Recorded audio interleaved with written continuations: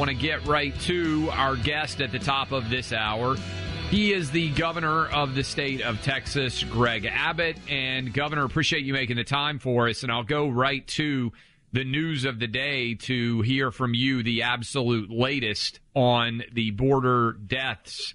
What are the numbers? What do you know about the latest as it pertains to that awful story that took over basically everything last night in terms of people reacting to it?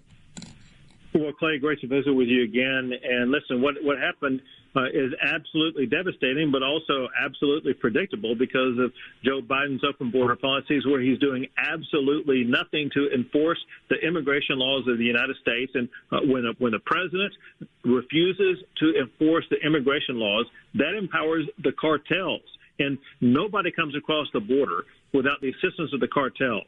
The cartels assisted these people to get across the border, and then they get picked up on the Texas side by either a cartel member or someone working in conjunction with a smuggling operation. And they put these people into a truck like this and drove it to where it was eventually located.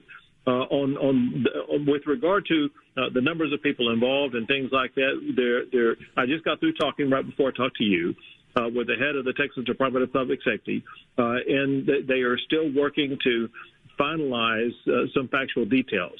And so I'm not going to give you something that would be guesswork. All I can tell you is this. What happened is a crime in the state of Texas, and we are working to make sure that we can locate anybody and everybody who deserves to be prosecuted for this crime. But also what I can tell you is that these deaths are on Joe Biden because of Joe Biden's policies that attract people to come across the border, signaling that the border is open. And people make this very dangerous trek, coming across the border, having no idea that they're going to be going into a situation where they could lose their lives like this. This tragedy occurred because of Joe Biden's reckless policies. Americans need to understand that. Governor Abbott, it's Buck. Thanks for being with us. The Biden administration doesn't seem to want to do anything to change the reality at the border for the better, meaning law and order, security, an orderly process for legal admission into the country.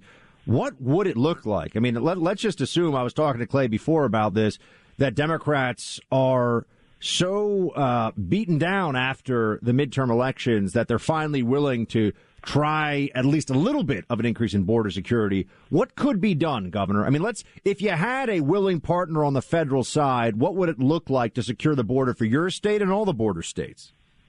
So, Buck, we don't have to guess or postulate about this. We know exactly what could be done because it was literally as recent as a year and a half ago that we did have a president of the United States who was securing the border more than any other president ever has, and it led to multi-decade lows in the number of people coming across the border. And what President Trump did, he did 4 or 5 things that can be replicated by any president. 1, he built a wall. 2, he implemented Title 42. 3, he implemented the Remain in Mexico policy. 4, he ended catch and release. But maybe most prolifically, he sent a message that we're not going to accept illegal immigration anymore. And that is what led to the multi-decade lows. And so, Buck, listen, it's not hard to do this. And we experienced this in the state of Texas with these record lows and the number of people coming across the border. We need, once again, a president of the United States who will do that. But I will tell you this, some of this can start, if not now, pretty soon.